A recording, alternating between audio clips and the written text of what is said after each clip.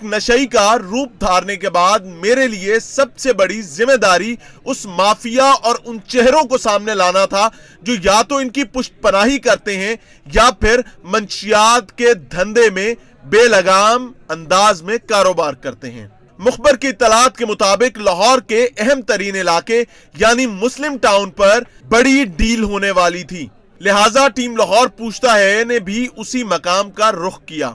जब हम नशई का रूप धारे मुस्लिम टाउन पहुंचे तो देखते हैं कि नहर किनारे मोटरसाइकिल पर आने वाला शख्स कुछ खातून के साथ गिटमिट कर रहा है। मुखबर के मुताबिक यही वो लोग थे जो एक बड़ी डील करने आए थे। मैंने भी नशई के रूप में उनके करीब बैठने और उनकी तमाम डीलिंग्स को मॉनिटर करने का फैसला किया, लेकिन हम गलत थे। हम नहीं जानते थे कि चाहते ना चाहते इस डील का कोई रखवाला भी हो सकता है।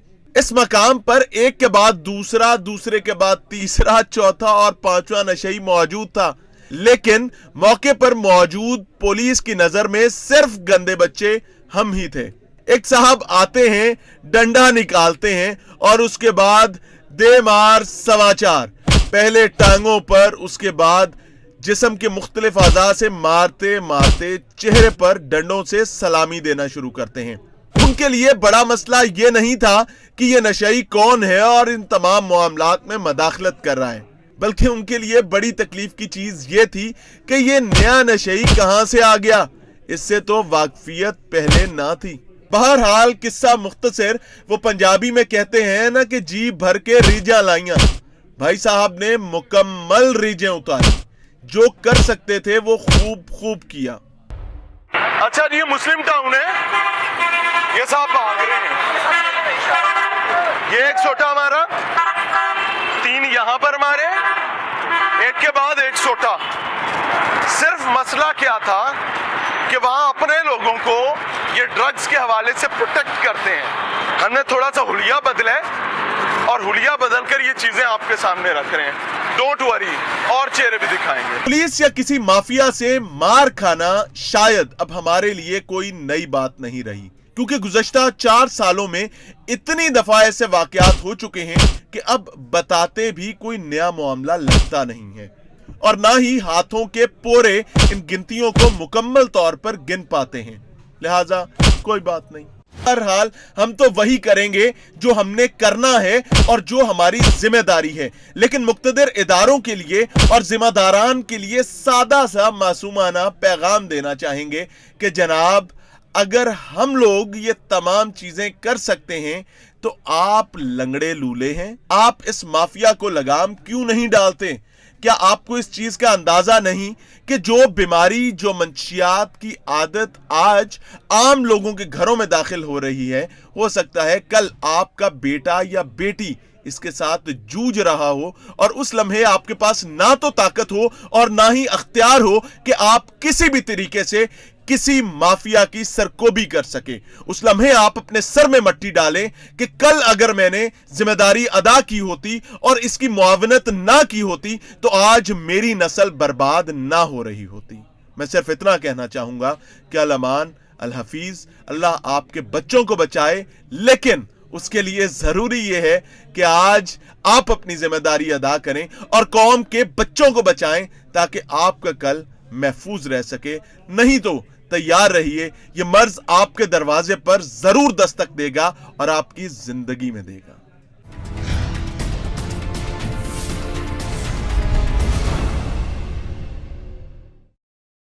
जब हमने खसूसी तौर पर एक नशई का रूप धार कर इनमें दाखिल होने का फैसला किया, उस लम्हे हम ये सोच रहे थे कि शायद नशई मुकम्मल होश में नहीं होते और हमें पहचान नहीं पाएंगे, लेकिन हम नहीं जानते थे कि नशा करने के बाद, सुट्टा लगाने के बाद और ड्रग्स का इस्तेमाल करने के बाद इनका दिमाग आम आदमी से कई 100 गुना ज्यादा चल रहा होता है। और फिर हमारे साथ भी वही हुआ। एक नशाई आया, ہمیں پہچانا اور ہمیں ہماری اصل حقیقت بتانے لگا۔ وہ جانتا تھا کہ میں کس مقصد کے لیے یہاں موجود ہوں۔ وہ بخوبی جانتا تھا کہ مار کھانا اور مافیاز کے سامنے ڈٹے رہنا ہمارے لیے ایک معمولی سی بات ہے، لہٰذا اس نے فیصلہ کیا کہ وہ ہمارے ساتھ بیٹھے گا، ہمیں اس تمام تر کارستانی کے بارے میں بتائے گا اور سمجھائے گا کون کون کیسے کیسے کیا کیا کاروبار کرتا ہے۔ تو پھر وہ ہمارے ساتھ ہو لیا اور اس نے ہمیں کیا بتایا، سنیے اپنے کانوں سے اور دیکھیے اپنی آنکھوں سے۔ اچھا جی، میرے ساتھ ایک صاحب ہیں۔ اس تمام تر جہد کے درمیان جب ہم کوشش کر رہے تھے کہ ان ظالموں کو انرتھ کریں جو ماں سے ان کے بچے چھین لیتے ہیں اور پوری معاشرے میں ناسور کے طور پر ڈرگز کو پینیٹریٹ کروا دیتے ہیں، تو وی ور ایٹ ورک، تو ایک صاحب ہمیں ملے، میں ان کا چہرہ بھی بلر کر رہا ہوں، آپ کو نہیں دکھاؤں گا کیونکہ ان کی اپنی حفاظت بہت ضروری ہے، ہمارے اس کام سے زیادہ ان کی جان اور ان کی حفاظت ضروری ہے۔ دوسرے نمبر پر میں ان کا اصل نام بھی نہیں بتا رہا، میں آن ایئر یہ پہلے بتا رہا ہوں، میں مخاطب کرنے کے لیے ان کو اشفاق صاحب کے نام سے پکاروں گا، تو سمجھتے ہیں فرضی اشفاق صاحب جو ہیں ان سے کہ یہ بزنس ہے کیا اور ہوتا کیسے۔ السلام علیکم۔ وعلیکم السلام سر۔ کیا حال ہے جی؟ اللہ کا شکر سر۔ اچھا، آپ نے ہمیں وہاں پہچان لیا الٹیمیٹلی؟ جی، میں نے آپ کو پہچان لیا ہے کہ بھائی جان یہ وہی ہیں، میں آپ کا پروگرام اکثر دیکھتا ہوں اور میں آپ کو لائک بھی کرتا ہوں اور آپ کا فین بھی ہوں۔ اللہ آپ کو بہت عزت دے۔ یہاں یہ بزنس جو ہے یہ کون چلواتا ہے؟ یہ پولیس مظاہر تھانہ، یہ اس کے ملازم ہیں، وہ ان سے رشوت لیتے ہیں اور یہ پیچھے سے سامان لاتے ہیں لاہور ہوٹل سے اور چھوٹی چھوٹی پوریاں بنا کر سیل کرتے ہیں۔ مظاہر تھانے میں سے کتنے ملازم یہاں پر آتے ہیں؟ یہاں تقریباً مظاہر تھانے میں سے کچھ 8 سے 10 ملازم ایسے ہیں جو وہ ان کو پروٹیکٹ کرتے ہیں، ان کو ان کی حفاظت کرتے ہیں۔ یہ بندے بدلتے رہتے ہیں کہ وہی رہتے ہیں؟ یہ پولیس والے، ہاں جی، یہ پولیس والے بدلتے رہتے ہیں اور اسی طرح یہ سیل کرنے والے بھی بدلتے ان رہتے کے ہیں۔ آنے جانے کا کوئی ٹائم بھی ہوتا ہے کہ نہیں؟ آپ کے سامنے بھی 2 پولیس والے آئے ہیں، ہاں جی، وہ فیس لے کر چلے گئے ہیں، ابھی کچھ دیر بعد پھر پولیس والے آئیں گے، پھر وہ فیس لیں گے، پھر وہ چلے جائیں گے۔ یہاں یہ 24 گھنٹے بیٹھے رہتے ہیں، ہر وقت 24 گھنٹے آپ کو یہاں سے سول ڈریس میں آتے ہیں؟ سول ڈریس میں بھی آتے ہیں، ڈریس میں بھی آتے ہیں، اچھا، یونیفارم میں بھی؟ یونیفارم میں بھی آتے ہیں سر۔ تو کتنی فیس لیتے ہیں؟ یہ لے لیتے ہیں زیادہ سے زیادہ 100، 150، 200 میں یہ اپنا ایمان بیچتے ہیں۔ بالکل 100 میں کن سے لیتے ہیں؟ نشنگیوں سے لیتے ہیں یا جو بیچ رہے کرتے ہیں؟ ہیں؟ اصل میں جو بیچتے ہیں نا یہ سر ان سے لے لیں گے 100-200 روپیہ، جو کوئی خریدنے والے کی، جیسے میں خریدنے کے لیے جاتا ہوں، میرے پاس انہوں نے پیسے دیکھے ہیں، میرے سے یہ پیسے بھی چھین لیں گے اور مجھے ماریں گے بھی، اور جو بیچتے ہیں ان سے یہ 100-200 روپیہ لے لیں گے زیادہ سے زیادہ اور انہیں کہیں گے آپ بیچو۔ ابھی ہم ان کو پولیس والوں کو کس طریقے سے پکڑ سکتے ہیں؟ پولیس والوں کو آپ اس طرح سے پکڑ سکتے ہیں کہ تھوڑا سا ٹائم ہمیں دینا پڑے گا، ابھی وہ آئیں گے، ٹائم ہونے والا ہے ان کا، دے کے بنے 3 یا 4 جنے آئیں گے وردی میں، وہ آپ کے سامنے ان سے فیس لیں گے اور چل جائیں گے۔ ابھی وہ 2 سول وردی میں آئے تھے، وہ فیس لے کر گئے ہیں اور انہیں سامان دے کر گئے ہیں۔ کیپسول کے اندر کوئی ڈرگ بکتی ہے، وہ کیا ہے؟ وہ ہے دھتورے کی جڑ، اس کے اندر 2-3 چیزیں اور ڈالتے ہیں، افیم تھوڑی سی ڈال دیتے ہیں، اس جڑ کو وہ گرینڈ پر کر لیتے ہیں، سکھاتے ہیں، اسے گرینڈ کرتے ہیں اور وہ اس طرح نشہ کرتی ہے کہ وہ اس سے زیادہ خطرناک ہے اور اس کا نشہ بھی اس سے تیز ہے۔ پسند ہے نشیوں کو وہ نشہ؟ 50-50۔ وہ لوگ زیادہ پریفر وہ والا نشہ کرتے ہیں یا پاؤڈر کو؟